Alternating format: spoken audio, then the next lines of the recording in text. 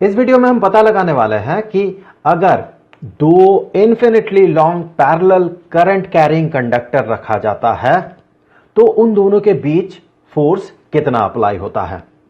तो सबसे पहले तो हमें समझना होगा कि फोर्स अप्लाई क्यों होता है। अगर दो करंट कैरिंग कंडक्टर्स रहे तो एक कंडक्टर के करंट के कारण उसके आसपास के रीजन में बनेगा मैग्नेटिक फील्ड, और चूंकि दूसरा कंडक्टर ये भी करंट को कैरी कर रहा है और ये उस पहले वाले कंडक्टर के कारण बने हुए मैग्नेटिक फील्ड के अंदर है, तो जैसे कि हमें पता है कि कोई चार्ज पार्टिकल जब मैग्नेटिक फील्ड में मूव करता है तो उसमें एक फोर्स अप्लाई होता है। शर्त यही है कि जो चार्ज पार्टिकल मूव करेगा उसका जो डायरेक्शन होगा वो मैग्नेटिक फील्ड के डायरेक्शन में या उसके ऑपोजिट डायरेक्शन में ना हो। तो चलिए एक एक करके हम इन चीजों को देख लेते हैं। तो सबसे पहले हमें चाहिए दो करंट कैरिंग कंडक्टर। तो सबसे पहले हम एक करंट कैरिंग कंडक्टर कंसीडर करेंगे और ये infinitely long current carrying conductor है। इन्फिनिटली लॉन्ग का मतलब यह नहीं है कि यह कंडक्टर सही में इतना लंबा हो कि हम इसे नाप ना सके, ऐसा नहीं है।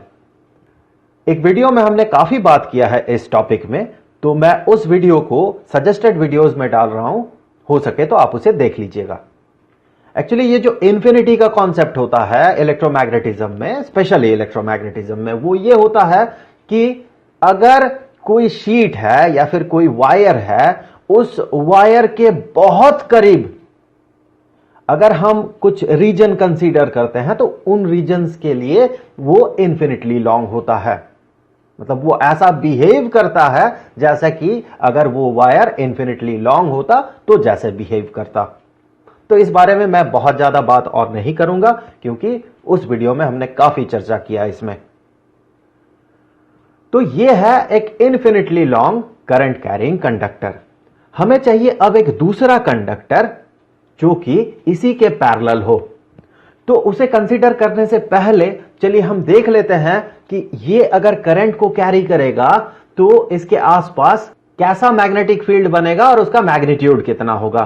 तो सबसे पहले मान लेते हैं कि करंट जो ये कैरी कर रहा है इस डायरेक्शन में कर रहा है और वो है पॉजिटिव वाई एक्सिस के डायरेक्शन में। ये जो कंडक्टर हमने कंसीडर किया ये वाई एक्सिस के पैरेलल है और ये एक्स वाई प्लेन में है। अब इस करंट के कारण इसके आसपास जो मैग्नेटिक फील्ड बनेगा उसे हम डिसाइड कर सकते हैं राइट हैंड रूल से। सो ये राइट हैंड जिसमें कि थंब ये करंट के डायरेक्शन में है, तो ये जो बाकी चार उंगलियां है जिस डायरेक्शन में कर्ल किया है उसी डायरेक्शन में मैग्नेटिक फील्ड का डायरेक्शन होगा। तो मैग्नेटिक फील्ड कुछ ऐसे बनेगा इसके आसपास। अगर हम यहां से देखें तो हमें ये मैग्नेटिक फील्ड लाइंस जो है ये हमें दिखेगा एंटी क्लॉकवाइज डायरेक्शन में। अब इस मैग्नेटिक फील्ड में ही दूसरे करंट कैरिंग कंडक्टर को हमें रखना है क्योंकि दोनों करंट कैरिंग कंडक्टर को पैरेलल होना है। तो अगर पैरेलली हम दूसरे करंट कैरिंग कंडक्टर को रखेंगे तो वो इसके मैग्नेटिक फील्ड में ही रहेगा। तो हमने यहां रखा दूसरा पैरेलल करंट कैरिंग कंडक्टर। और फॉर द टाइम बीइंग अभी हम ये मान रहे हैं कि ये जो करंट को कैरी कर रहा है वो उसी डायरेक्शन में करंट को कैरी कर रहा है जिस डायरेक्शन में कि ये पिछला वाला करंट कैरिंग कंडक्टर करंट को कैरी कर रहा था। अब देखिए इसके इस दूसरे कंडक्टर के हर एक पॉइंट में जो मैग्नेटिक फील्ड अप्लाई होगा वो जेड एक्सिस के डायरेक्शन में होगा, वो जेड एक्सिस के डायरेक्शन में होगा। यहां भी अगर एक पॉइंट आप कंसीडर करें तो आप पाएंगे कि मैग्नेटिक फील्ड जेड एक्सिस के डायरेक्शन में होगा और हर जगह पे मैग्नेटिक फील्ड का जो मैग्नीट्यूड है वो बराबर होगा। क्यों बराबर होगा? क्योंकि देखिए हर एक पॉइंट, चाहे पॉइंट यहां हो चाहे पॉइंट यहां हो, कहीं भी हो, हर एक पॉइंट का इस पिछले वाले कंडक्टर से जो परपेंडिकुलर डिस्टेंस है, ये जो डिस्टेंस है ये डिस्टेंस कांस्टेंट है, ये सेम है। तो हमने इस डिस्टेंस को मान लिया d। तो यहां भी वो डिस्टेंस होगा d। ये दोनों पैरेलल करंट कैरिंग कंडक्टर एक दूसरे के साथ इसके बीच का जो डिस्टेंस है एक दूसरे के साथ ये d डिस्टेंस बना के रखा है। अब चूंकि ये दूसरा जो करंट कैरिंग कंडक्टर है ये भी करंट को कैरी कर रहा है, तो चलिए मान लेते हैं ये जो करंट कैरी कर रहा है ये है I2 और पहला जो कंडक्टर था ये करंट जो कैरी कर रहा था ये था I1। तो इस करंट के कारण चूंकि ये इस मैग्नेटिक फील्ड में है, चलिए मैग्नेटिक फील्ड का मैग्नीट्यूड B और ये एक वेक्टर क्वांटिटी है, चूंकि हर एक पॉइंट इस दूसरे कंडक्टर में ये पहले कंडक्टर से सेम परपेंडिकुलर डिस्टेंस में होगा, तो हर एक पॉइंट में जो मैग्नेटिक फील्ड बनेगा जो कि z एक्सिस के डायरेक्शन में होगा उस मैग्नेटिक फील्ड का मैग्नीट्यूड और डायरेक्शन दोनों बराबर होंगे। तो हम इन सभी वेक्टर्स को, सभी मैग्नेटिक फील्ड वेक्टर्स को हम B कह सकते हैं, वेक्टर B। तो हमें करना क्या है, हमें यह पता लगाना है कि इस दूसरे करंट कैरिंग कंडक्टर में अब फोर्स कितना अप्लाई होगा due to this magnetic field, जो कि है due to the presence of current in this first current carrying conductor.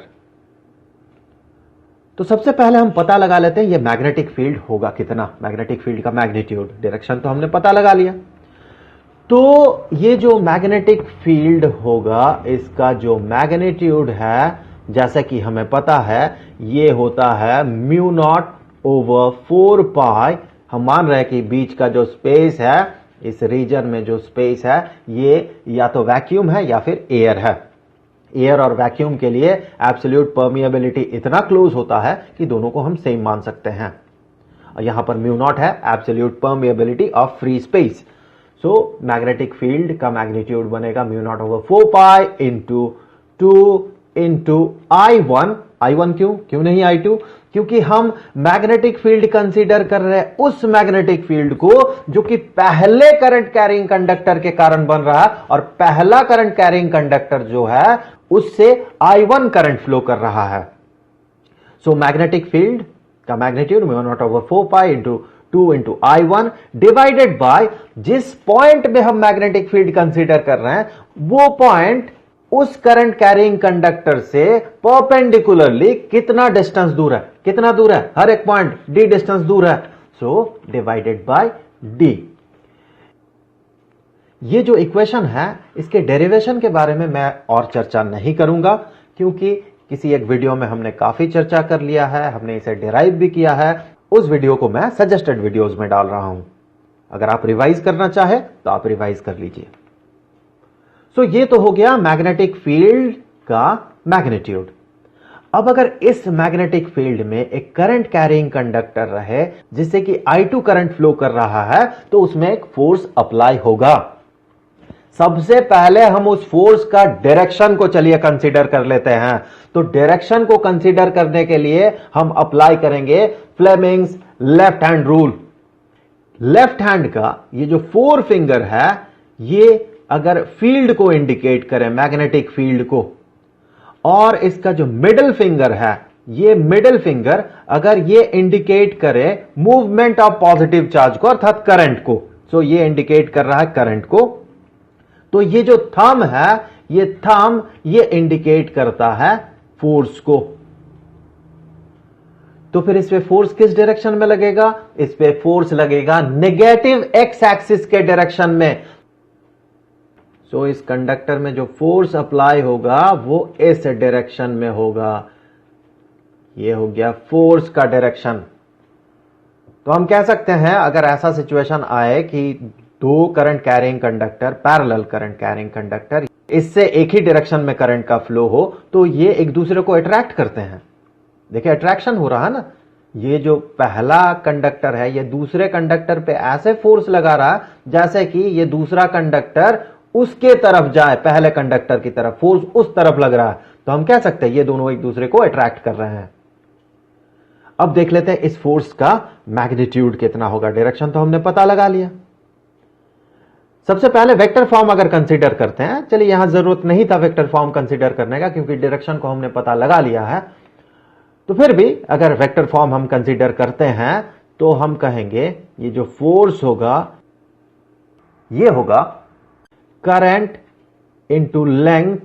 इसे अगर वेक्टर की तरह हम ट्रीट करें, अर्थात एक कंडक्टर में जितना करंट का फ्लो हो रहा है जिस कंडक्टर पे फोर्स अप्लाई होगा ड्यू टू मैग्नेटिक फील्ड, जितना करंट फ्लो कर रहा है, ये आई नहीं I2 है, चलिए बाद में मैं लिखूंगा इसे I2, तो जितना करंट फ्लो कर रहा है उस कंडक्टर से इनटू उसका जो लेंथ है, इसे एज वेक्टर ट्रीट करें। इसका डायरेक्शन क्या होगा फिर, अगर ये वेक्टर क्वांटिटी है तो इसका डायरेक्शन क्या होगा, इसका डायरेक्शन होगा करंट के डायरेक्शन में। सो ये वेक्टर क्रॉस मैग्नेटिक फील्ड, यहां तो मैग्नेटिक फील्ड कांस्टेंट है, वो बी है, हर जगह पे बी है। So I L as vector cross B, ये हमें बताता है कि उस रीजन में या फिर उस कंडक्टर में जो फोर्स अप्लाई होगा वो। यहां पर देखें करंट आई नहीं है, करंट I2 है। हम I1 क्यों नहीं कंसीडर कर रहे, I2 क्यों कंसीडर कर रहे हैं, क्योंकि ये जो फोर्स होता है, ये फोर्स हम पता लगाते हैं जिस कंडक्टर पे फोर्स लगा उस कंडक्टर पे फ्लो किया हुआ करंट इनटू उस कंडक्टर का लेंथ जिस पे फोर्स अप्लाई हो रहा है, इनटू वो मैग्नेटिक फील्ड जिसमें कि वो कंडक्टर रखा हुआ है। तो ये जो करंट होगा, ये करंट I नहीं I2 होगा। इस इक्वेशन के डेरिवेशन पे मैं बात नहीं करूंगा, जिस वीडियो में हमने इसे डिराइव किया था उस वीडियो को मैं सजेस्टेड वीडियोस में डाल रहा हूं। अगर आप रिवाइज करना चाहते हैं तो आप उसे देख लीजिएगा। तो फिर ये फोर्स, इसका मैग्नीट्यूड कितना होगा, सो इस फोर्स का मैग्नीट्यूड ये होगा, दो वेक्टर्स का चूंकि ये क्रॉस प्रोडक्ट है तो हम कह सकते हैं ये होगा पहला वेक्टर का मैग्नीट्यूड इनटू दूसरे वेक्टर का magnitude into sine of theta. अब ये थीटा क्या होगा, ये थीटा है एंगल बिटवीन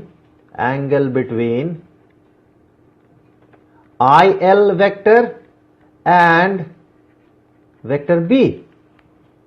अब देखिए आई एल जो वेक्टर है, यहां मुझे आई एल नहीं I2L कहना चाहिए, so I2L vector and vector B. तो I2L वेक्टर कौन सा वेक्टर होगा, ये उसका डायरेक्शन क्या होगा, उसका डायरेक्शन होगा I2 के ही डायरेक्शन में। तो I2 का डायरेक्शन किधर है, I2 का डायरेक्शन इधर है, और B का डायरेक्शन किधर है, B का डायरेक्शन Z एक्सिस की तरफ है, I2 का डायरेक्शन Y एक्सिस की तरफ है और B का डायरेक्शन Z एक्सिस की तरफ है। दोनों के बीच का जो एंगल है यही एंगल है थीटा, और ये इस फिगर में क्लियर है कि ये 90 डिग्री है। तो फिर ये साइन ऑफ थीटा ये बन गया साइन ऑफ 90 डिग्री, जो कि होगा 1 के बराबर। सो हम कह सकते हैं ये बराबर है I2L इंटू बी के। तो ये हो गया उस फोर्स का मैग्नीट्यूड जो कि इस पूरे वायर पे लगेगा। अब देखिए यहां पर ये जो टर्म है L, जो कि है इस कंडक्टर का लेंथ, इस दूसरे कंडक्टर का लेंथ, और हमने मान लिया है इसे infinitely long current carrying conductor. हां, भले ही ये प्रैक्टिकली इन्फिनिटली लॉन्ग ना हो, लेकिन फिर भी चूंकि हमने इसे इन्फिनिटली लॉन्ग माना है तो इसका लेंथ हम कंसीडर नहीं करेंगे। अगर हम लेंथ को कंसीडर नहीं करेंगे, मतलब हम मेजर नहीं करेंगे लेंथ को, हमें पता ही नहीं लेंथ कितना है, तो फिर फोर्स हम कैसे पता लगाएंगे, फोर्स का मैग्नीट्यूड। तो इस तरह के केसेस में अगर लेंथ को हम मेजर ना करें तो फिर ये जो फोर्स है इसे हम पता नहीं लगा सकते हैं, पर इससे रिलेटेड एक चीज हम पता लगा सकते हैं, वो है फोर्स पर यूनिट लेंथ।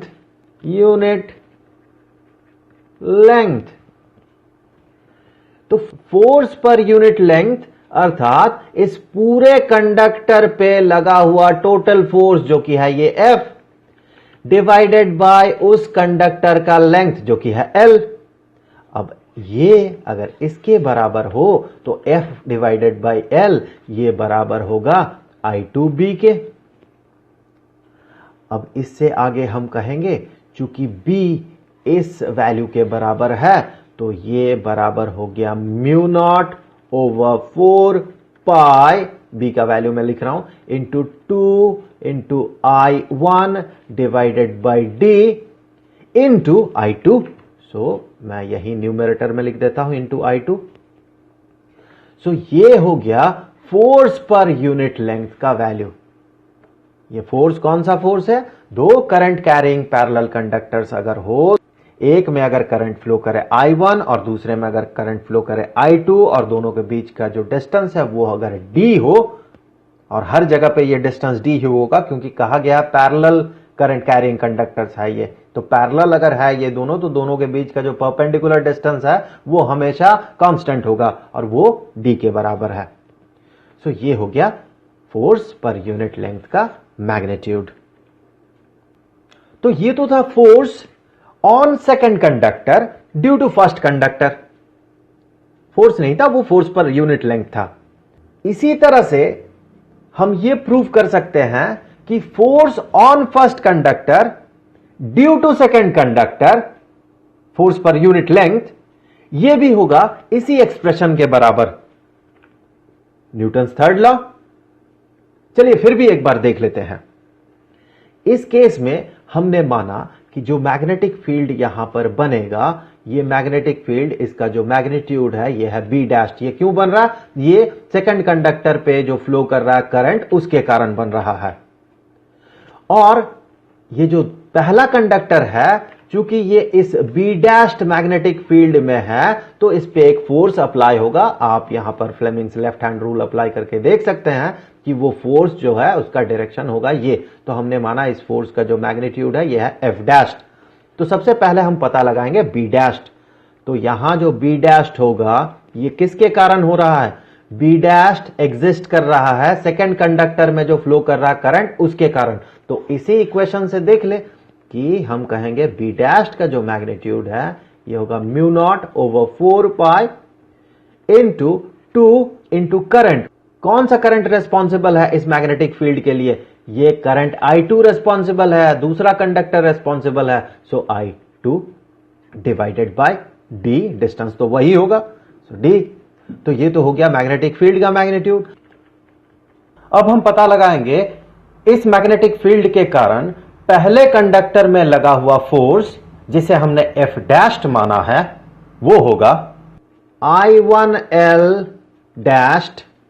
हमने माना ये जो पहला कंडक्टर है इसका लेंथ है L dashed, so I1L dashed into B dashed. ये हो गया टोटल फोर्स इस कंडक्टर में अप्लाई हुआ, पहले कंडक्टर में अप्लाई हुआ। तो फोर्स पर यूनिट लेंथ इस केस में जो होगा, फोर्स पर यूनिट लेंथ, ये पहले कंडक्टर पे, और ये था फोर्स पर यूनिट लेंथ दूसरे कंडक्टर पे। तो इस पहले कंडक्टर पे फोर्स पर यूनिट लेंथ जो होगा उसे हम कह सकते हैं total force applied on the conductor divided by length of that conductor. और इसके लेंथ को हमने कितना माना था? L डैश्ड माना था। तो ये बराबर हो जाएगा I1 बी डैश्ड के। अब बी डैश्ड का वैल्यू ये, इसे अगर आप पुट करें तो आप पाएंगे ये बराबर है mu naught over 4 pi into 2 into I1 into I2 divided by D। ये दोनों एक दूसरे के साथ एग्जैक्टली इक्वल। अब इससे आगे आप ये प्रूव कर सकते हैं कि अगर एक कंडक्टर में करंट का फ्लो y एक्सिस के डायरेक्शन में हो और दूसरे में अगर नेगेटिव y एक्सिस के डायरेक्शन में करंट का फ्लो हो, अर्थात दोनों करंट का जो डायरेक्शन है वो एग्जैक्टली ऑपोजिट हो, तो फोर्स का मैग्नीट्यूड तो इतना ही होगा। लेकिन आप फ्लेमिंग्स लेफ्ट हैंड रूल लगा के देख लीजिएगा कि इन दोनों पे जो फोर्स अप्लाई होगा वो एक दूसरे पे रेपल्सिव फोर्स होगा।